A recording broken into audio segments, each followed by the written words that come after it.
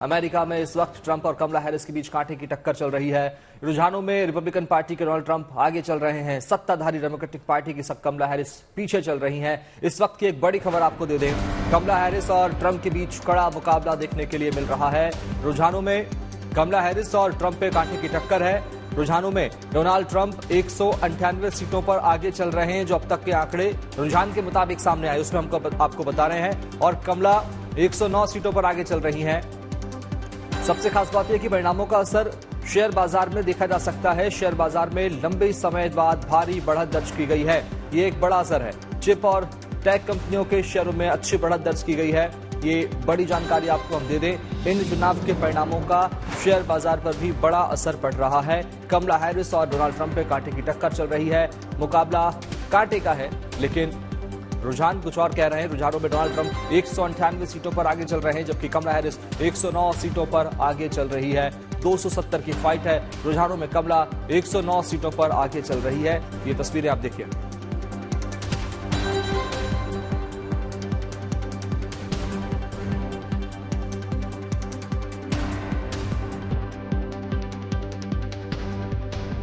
और चलिए अब बात करेंगे लोक आस्था के महापर्व छठ की।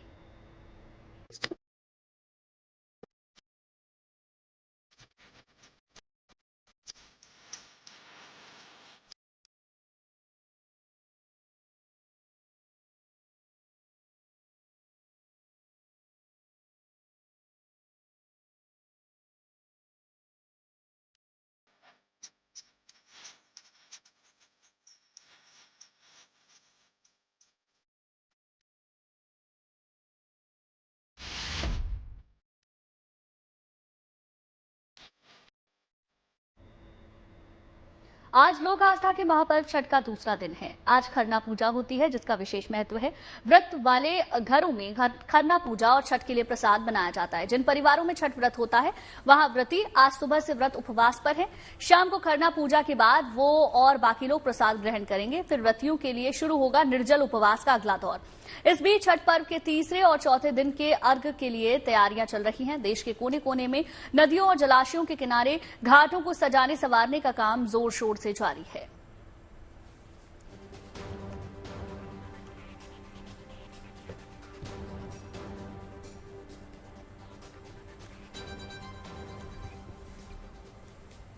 तो भोजपुरी सिंगर अनामिका ने छठ पर्व पर लोकगीतों के जरिए समा बांध दिया। उन्होंने इस पावन पर्व की सभी को अपने अंदाज बधाई दी है। आइए सुनते हैं। आप सभी को छठ पर्व की बहुत बहुत शुभकामनाएं। कोई भी त्योहार बिना गीत के पूर्ण नहीं होता। ऐसे में इस समय हमारे साथ बात करने के लिए और माहौल बनाने के लिए सिंगर अनामिका त्रिपाठी जी मौजूद हैं। कई रियलिटी शो का हिस्सा रही हैं और अब भोजपुरी की स्टार सिंगर के रूप में उभर रही हैं। बहुत बहुत शुभकामनाएं आपको छठ की। बहुत बहुत शुक्रिया धर्म जी, और सभी श्रोताओं को भी मेरी तरफ से छठ पर्व की ढेर सारी शुभकामनाएं। आप सभी का जीवन ऐसे ही हंसते मुस्कुराते बीते। देखिए, ऐसा है अनामिका जी कि आपको देखे हैं कि आप स्टूडियो में तो गाती हैं, लेकिन कई मंच को भी माहौल बना देती हैं, और स्पेशली जब छठ जैसे त्योहार आते हैं तो अब ये मान लीजिए कि आपके सामने करोड़ों दर्शक बैठे हैं और सीधे आपको लाइव देख रहे हैं। ये मंच है आपका, और किस तरीके से आप छठ की शुरुआत करेंगी अगर आप होस्ट होती? देखिए, मेरा मानना है कि छठ एकमात्र ऐसा पर्व है जो सूर्य देव की पूजा करते हैं। जो एकमात्र भगवान जो हमें दिखते हैं सूर्य देव, उनकी पूजा होती है, उपासना होती है। और जो घर की स्त्री प्रधान होती हैं, वो अपने आप को उस सूर्य की किरणों से प्रकाशित करती हैं और एनर्जी लेती हैं। तो वही एनर्जी के साथ चलिए शुरू करते हैं। एक बहुत ही पारंपरिक गीत है, मैं सुना रही हूँ आप सभी को।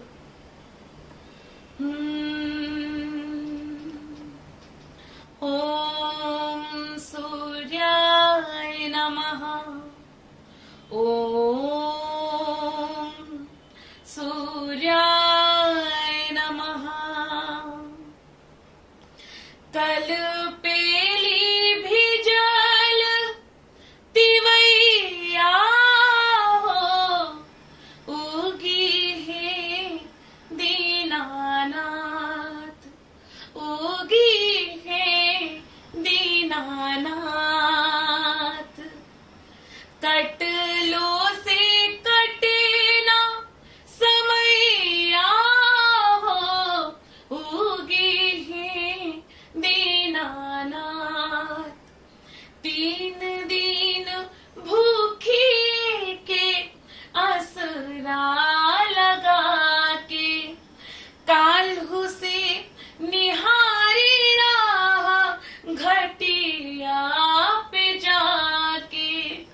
बड़ी देर भइले गोसैया हो, उगी है दीनानाथ, उगी है दीनानाथ।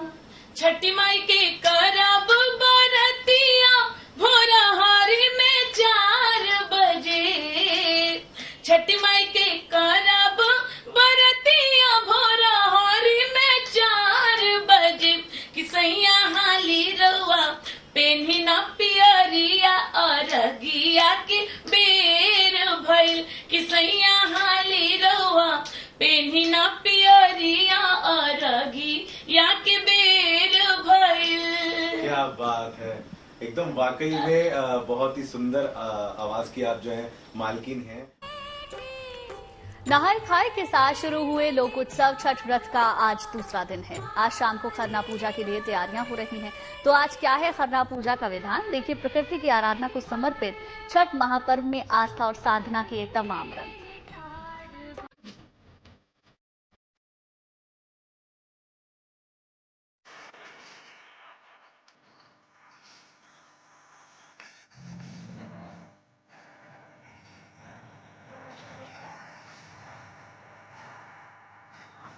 छठ पूजा की आत्मा इन लोकगीतों की स्वर लहरियों में ही मानो बसी हुई है, जो छठ पर्व की छटा को बेहद खूबसूरत बनाते रहे हैं।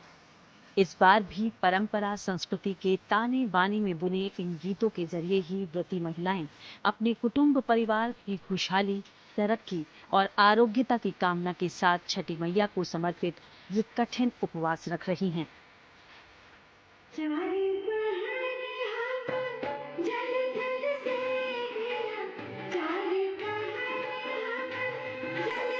इसके साथ ही छठ घाटों पर भी तैयारियों को लेकर चहल पहल बढ़ गई है। हर ओर इस त्योहार के उल्लास के रंग बिखरे हैं। लोक परंपरा की इसी मिठास के बीच आज शाम खरना की परंपरा भी निभाई जाएगी।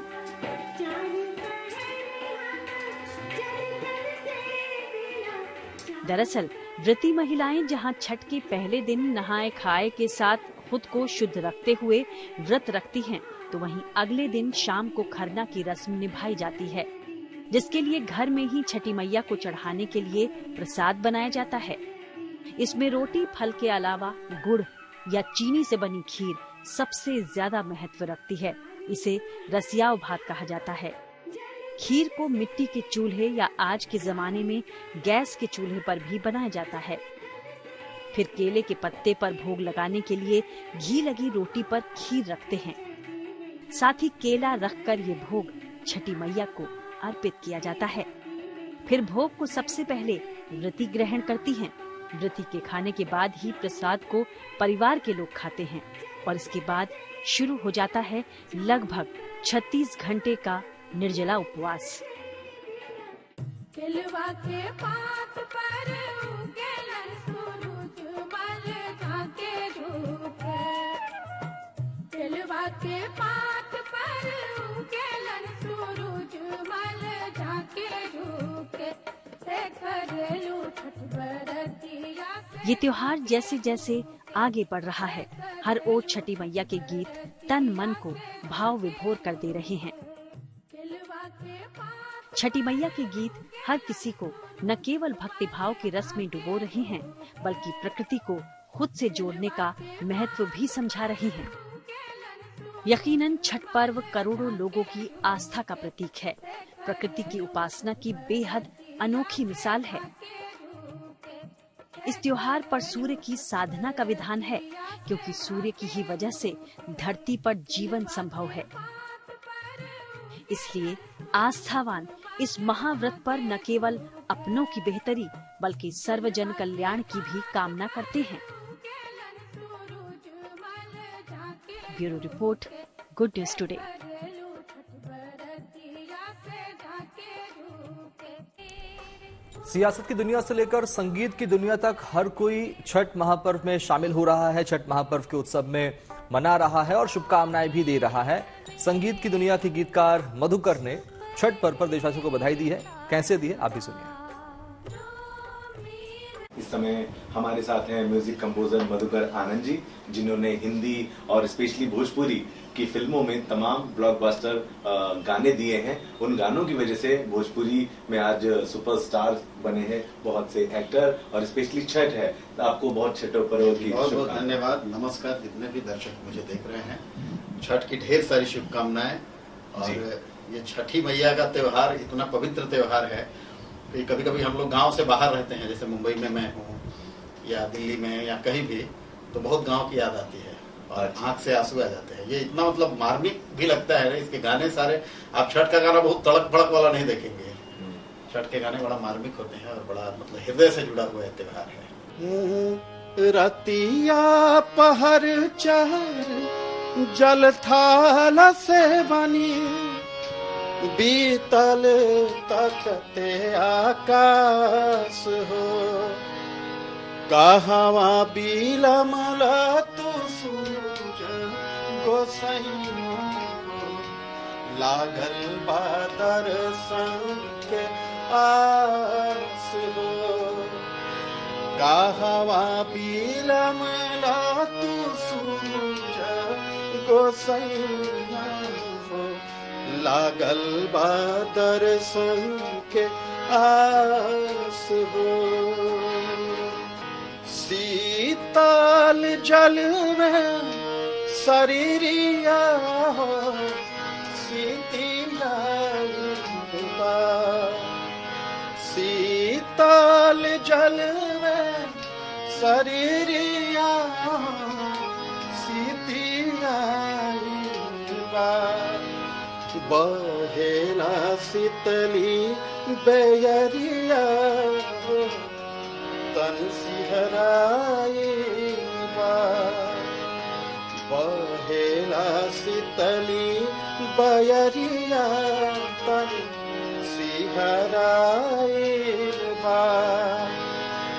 ललकी ललैया में कब लाल होइबा, आ जई तू के पास हो, आ जई के पास हो, रथवारू कल तो हर कहा आदि तो लागल बादर संग के आस हो, लागल बादर संग के आस हो।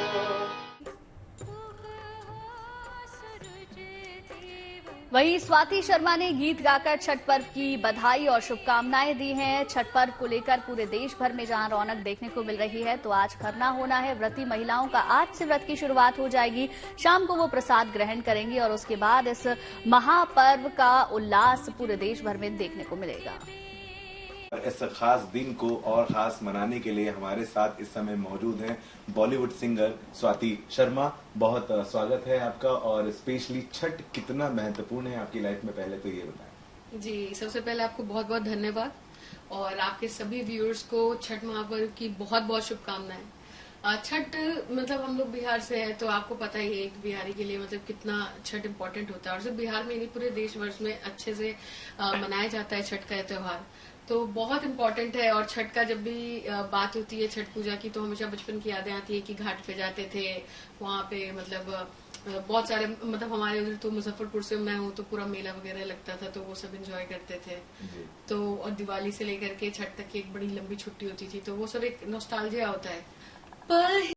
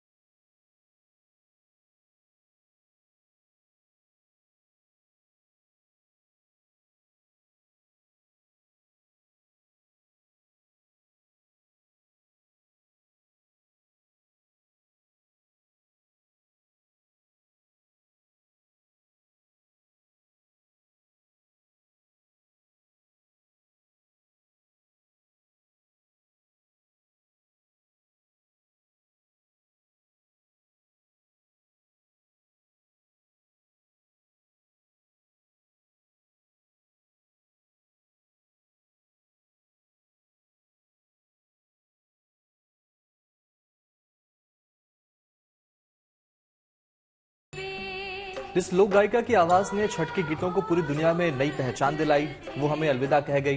जी हां, मशहूर गायिका शारदा सिन्हा ने दिल्ली के एम्स में अंतिम सांसें ली।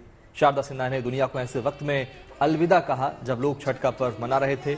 उनका निधन लोकगीत और भोजपुरी संगीत के लिए एक बड़ी क्षति है। उनके गीत बरसों तक छठ घाटों पर सुने जाएंगे। उनकी मधुर आवाज ने भोजपुरी संगीत को जो गीत दिए, वो दर्शकों तक उनकी याद दिलाते रहेंगे। आज शारदा सिन्हा को हम उन्हीं के गीत के जरिए याद कर रहे हैं, जिसे जल्दी ही रिलीज किया गया था। आप भी सुनिए शारदा सिन्हा का ये आखिरी गीत।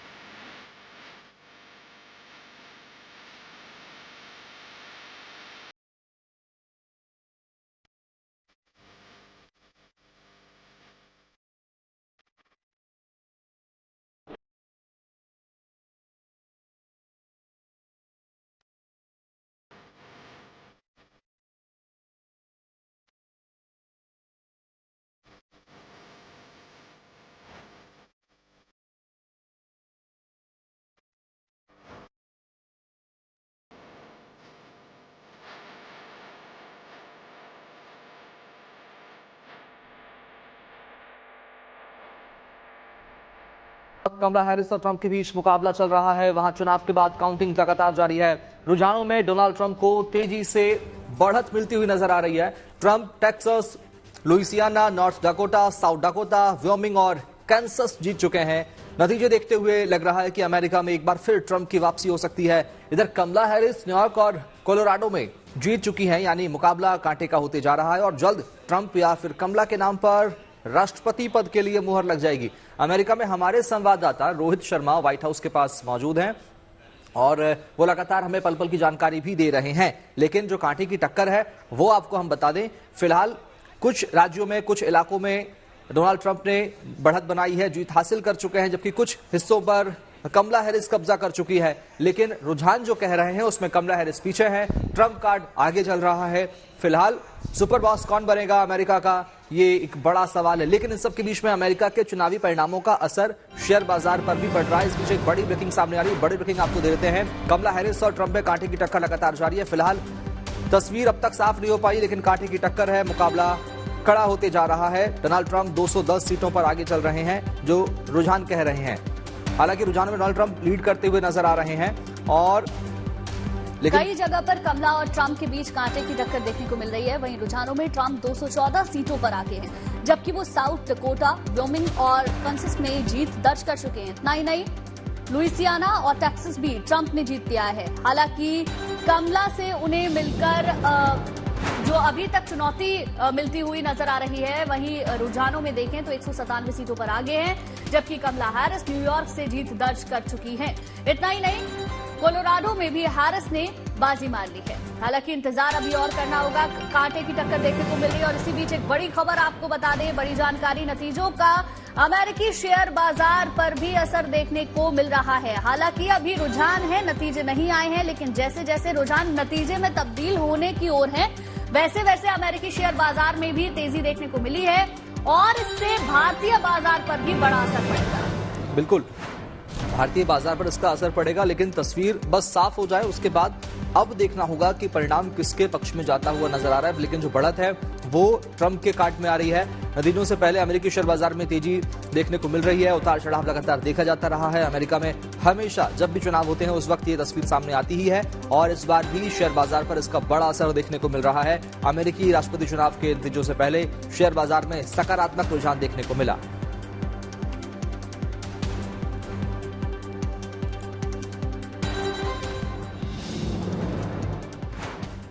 वहीं अमेरिका में रिपब्लिकन डोनाल्ड ट्रंप और डेमोक्रेटिक कमला हैरिस के बीच कांटे की टक्कर देखने को मिल रही है। दोनों ही नेता अपनी अपनी जीत का दावा कर रहे हैं। ट्रंप का जीत को लेकर क्या कुछ कहना है, आइए वो सुनिए।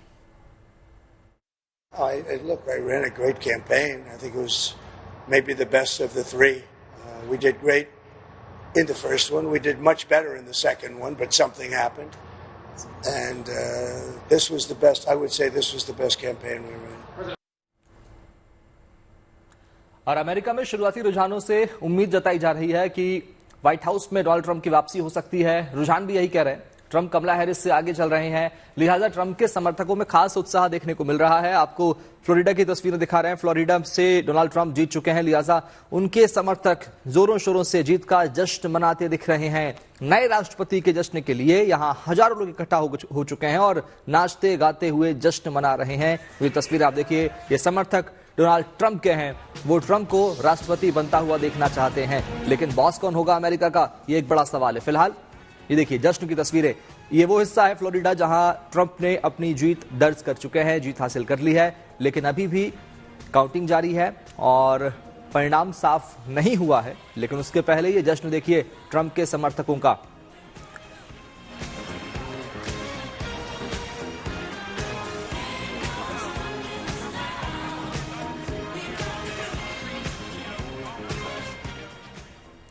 देखिए, शुरुआती नतीजे जो सामने आ रहे हैं उसमें कमला हैरिस पीछे हैं, लेकिन भारत का एक गांव ऐसा है जो नतीजों पर नजरें गड़ाए हुए है। तमिलनाडु का ये गांव कमला हैरिस का पैतृक गांव है। जो नतीजे पहले कैसे दिखा कमला के गांव का माहौल, नतीजे से पहले वो तस्वीरें हम आपको दिखाने जा रहे हैं।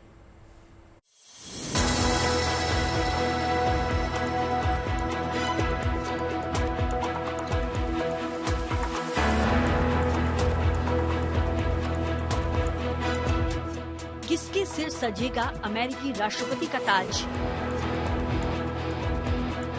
कमला हैरिस या डोनाल्ड ट्रंप? अमेरिका में इन दोनों ही नेताओं के समर्थकों की धड़कनें तेज हैं।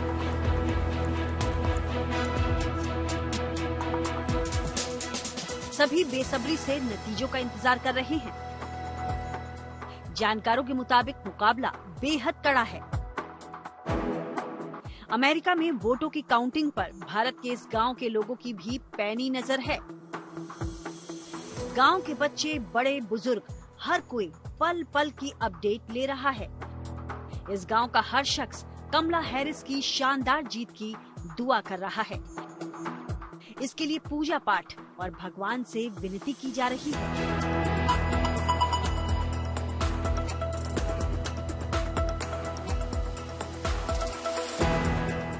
तमिलनाडु के इस गांव का नाम है थुलसेंद्रपुरम। ये तिरुवरूर जिले में है और चेन्नई से इसकी दूरी करीब 300 किलोमीटर है। अब आपको ये भी बताते हैं कि इस गांव के लोग कमला हैरिस की जीत की दुआ क्यों कर रहे हैं और कमला हैरिस का इस गांव से क्या नाता है। थुलसेंद्रपुरम कमला हैरिस के नाना और पूर्व भारतीय राजनयिक पीवी गोपालन का पैतृक गांव है। कमला हैरिस के नाना पीवी गोपालन का जन्म इसी गांव में हुआ था। कमला हैरिस की मां श्यामला पीवी गोपालन की बेटी थी। यही वजह है कि इस गांव में कमला हैरिस की जीत की दुआ कई दिनों से की जा रही है। हम इस समय तमिलनाडु के तुलसेंद्रपुरम से रिपोर्ट कर रहे हैं और ये अमेरिकी डेमोक्रेटिक राष्ट्रपति पद की उम्मीदवार कमला हैरिस का पैतृक गांव है। ये वही गांव है जहां कमला हैरिस के नाना पीवी गोपालन चेन्नई आने से पहले रहते थे। यहाँ के स्थानीय लोग ने केवल इस चुनाव में बल्कि पिछले चुनाव में भी कमला हैरिस की जीत के लिए प्रार्थना करते रहे हैं और उनके परिवार ने, अगर कमला हैरिस के परिवार की बात करें तो उन्होंने इस मंदिर की रेनोवेशन वर्क्स के लिए और कॉन्सेक्रेशन सेरेमनी के लिए धन दान भी किया था और मंदिर में एक बोर्ड रखा गया है जिस पर कमला हैरिस का नाम है, उनका दादा का नाम है और उनका आंट सरला गोपालन का नाम भी है। और गांव के अलग अलग हिस्सों में बैनर भी लगाया गया है जिसमें इस धरती की बेटी की सफलता की कामना की गई है। गांव में बैनर लगाया है जिस पर कमला हैरिस की तस्वीर है। इस बैनर पर कमला को जीत की शुभकामना दी गई है। गांव के लोगों को भरोसा है कि अमेरिकी चुनाव में कमला हैरिस की जीत होगी। हम लोग का पहले से जानता है ये वो तो जीत जाएगा लग रहा है। इसलिए यहाँ ना गांव वाली, हम लोग तो ये तुलसीपुरम गांव वाली है, सबका मन में बहुत खुश है। ये कि हमारा फैमिली मेंबर्स है ना, एक नेता प्रेसिडेंट बन जाएगा ऐसा सोच के हम लोग बहुत अच्छा लग रहा है। गांव के लोगों का कहना है कि उन्होंने कमला हैरिस को यहां आने का न्योता दिया है और अगर वो यहां आती हैं तो उन्हें काफी खुशी होगी। साल 2020 में जब कमला हैरिस को उपराष्ट्रपति पद के डेमोक्रेट उम्मीदवार के रूप में नामित किया गया था, तब भी इस गांव में खुशी की लहर दौड़ पड़ी थी। तब भी लोगों ने कमला हैरिस की जीत की दुआ मांगी थी। जब कमला हैरिस अमेरिका की उपराष्ट्रपति बनी तो गांव के लोगों ने जोरदार जश्न मनाया था। ऐसे में सवाल है कि क्या थुलसेंद्रपुरम के लोगों की दुआ फिर कबूल होगी? काउंटिंग जारी है और थुलसेंद्रपुरम के लोगों को इसका जवाब जल्द ही मिल जाएगा। तमिलनाडु के थुलसेंद्रपुरम से शिल्पा के साथ bureau report, good news today. America के बाद चलते हैं मथुरा में इन दिनों ब्रज रज उत्सव की रौनक देखने को मिल रही है। महोत्सव के पहले दिन कई खास कार्यक्रम हुए हैं जिसमें एक्टर आशुतोष राणा का शिव तांडव स्तोत्र खास आकर्षण का केंद्र बना रहा। आपको दिखाते हैं ब्रज रज उत्सव की कुछ रंगारंग तस्वीरें जिसमें कई कलाकारों ने अपनी खास प्रस्तुतियां दी है। देवता का चंद्रमा का भाल है, विलय भी वे प्रलय भी वे, अकाल महाकाल है। 16 कलाओं को धारण करने वाले कान्हा की नगरी में महाकाल के तांडव का भव्य पाठ। पंख जा समान है, मनुष्य क्या देवता के दंड का विधान है। समक्ष उनके काल स्वयं घट रहा शिव शिवम,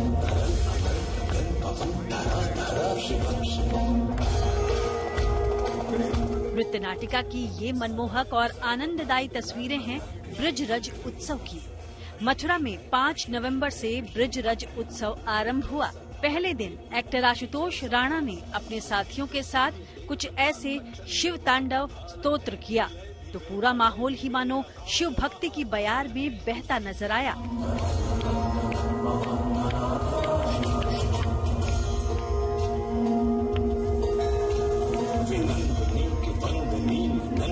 स्वरूप है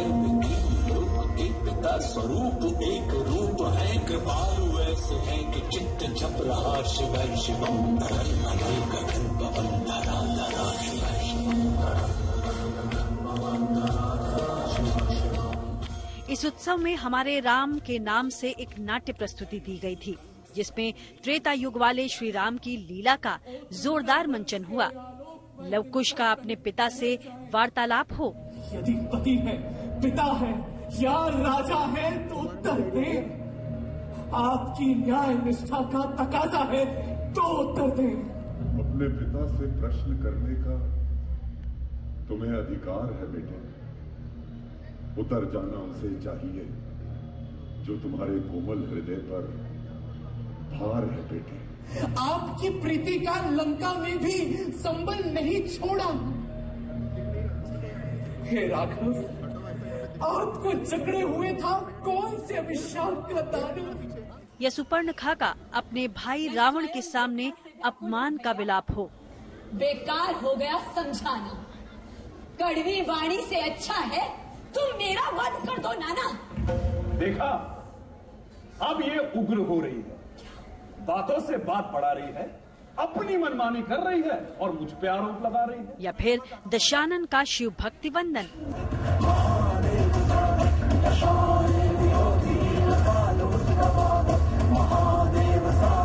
ऐसे कितने ही प्रसंगों का हमारे राम के माध्यम से शानदार मंचन हुआ। इस पूरे आयोजन ने जहां मौजूद दर्शकों के बीच समा बांध दिया, तो वहीं रावण की भूमिका को सशक्त तरीके से मंच पर प्रस्तुत करने वाले एक्टर आशुतोष राणा ने भी 16 कलाओं में निपुण श्री कृष्ण की जन्मभूमि पर अभिनय करने को लेकर खुद को खुशनसीब बताया। उनको आप कलाकार नहीं, उनको स्वयं कला अगर कहीं से उत्पन्न होती है तो वो परमात्मा श्री कृष्ण से उत्पन्न होती है। तो उनकी भूमि में अगर आपको अपनी किसी कला को प्रस्तुत करने का अवसर मिल जाए तो ये निश्चित रूप से हम जैसे कलाकारों के लिए उनकी ही कृपा, गुरुदेव भगवान की कृपा और आशीर्वाद का परिणाम होता है। क्यों? क्योंकि यहाँ पे रहने वाले जितने भी लोग हैं वो सब हमारे लिए कृष्ण के जैसे हैं। तो अगर एक ऐसे कलाकारों की कला को यहाँ मथुरा में रहने वाले जो लोग हैं या ब्रजमंडल में रहने वाले जो लोग हैं, अगर उन्होंने देखा तो हम ये मान के चलते हैं कि परमात्मा श्री कृष्ण ने हमको देख लिया। ब्रिजरज उत्सव के पहले दिन इस शानदार प्रस्तुति का गवाह मथुरा से सांसद हेमा मालिनी और मंत्री चौधरी लक्ष्मी नारायण सिंह समेत कई गणमान्य लोग भी बने। 5 नवंबर से शुरू हुआ ब्रिजरज उत्सव 11 दिन चलेगा। हर दिन स्थानीय और बाहरी कलाकार यहां आकर अपनी अपनी प्रस्तुति देंगे। ऐसे में कान्हा की धरती पर मर्यादा पुरुषोत्तम के जीवन पर आधारित नाटिका हमारे राम में कलाकारों की ये प्रस्तुति वाकई में बेहद शानदार और यादगार रही। और उससे भी बढ़कर लंकापति रावण की भूमिका निभाने वाले आशुतोष राणा की दमदार आवाज में इस शिव तांडव स्तोत्र ने भी हर किसी को खुद के अंदर मजबूत आत्मबल और शानदार व्यक्तित्व को आत्मसात करने का संदेश दिया। मथुरा से मदन गोपाल शर्मा के साथ bureau report, good news today. वहीं ग्रेटर नोएडा के जेवर में बन रहे नोएडा इंटरनेशनल एयरपोर्ट से जुड़ी अच्छी खबर। पहले चरण का काम पूरा होने के बाद अब दूसरे चरण में 15 नवंबर से 15 दिसंबर तक फ्लाइट लैंडिंग टेस्टिंग की जाएगी। योजना के मुताबिक अगले साल अप्रैल में एयरपोर्ट को आम लोगों के लिए खोल दिया जाएगा।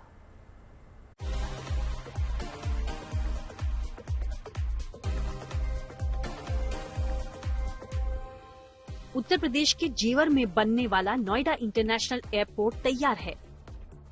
पहले चरण का काम पूरा होने के बाद अब एयरपोर्ट पर विमानों की लैंडिंग और टेक ऑफ की टेस्टिंग होनी है। 15 नवंबर को पहली बार हवाई अड्डे पर विमान लैंड करने वाला है। विमानों के लैंडिंग और टेक ऑफ का ये ट्रायल 15 दिसंबर तक चलेगा। 15 नवंबर से लेकर 15 दिसंबर तक इस एक महीने में जितनी भी फ्लाइट्स यहां लैंड और टेक ऑफ करेंगी, उसका सारा डेटा डीजीसीए के पास भेजा जाएगा। उसके बाद एरोटोम लाइसेंस के लिए आवेदन किया जाएगा। एरोटोम लाइसेंस मिलने में 90 दिनों का समय लगता है। ये लाइसेंस अधिकतम 20 मार्च तक मिल जाएगा।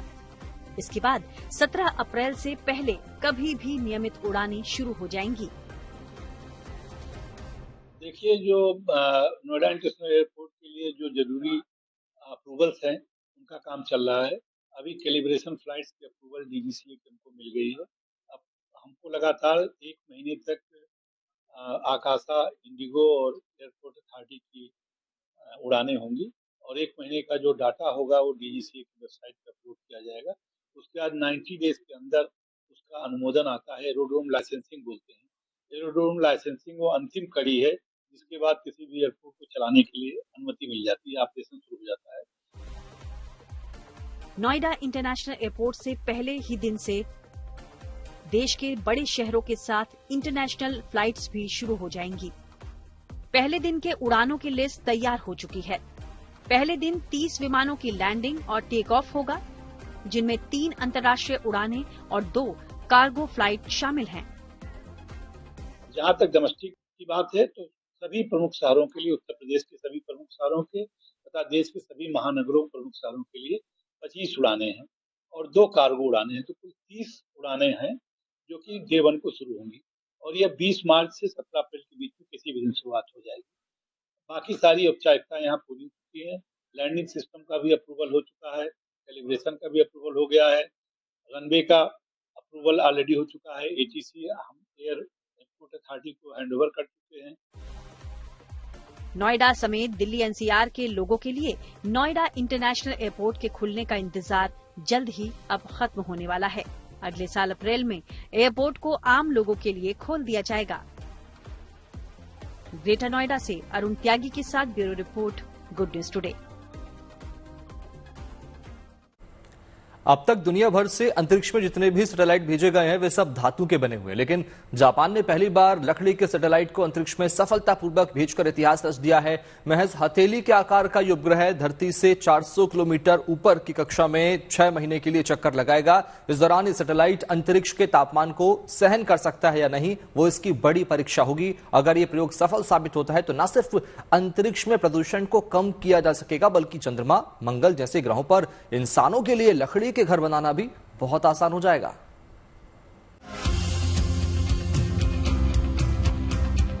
अनंत आकाश में आधुनिक विज्ञान की ये सबसे क्रांतिकारी उड़ान है। पूरी दुनिया में ये पहली बार है जब धातु की जगह कोई लकड़ी का सैटेलाइट अंतरिक्ष की उड़ान भर रहा है।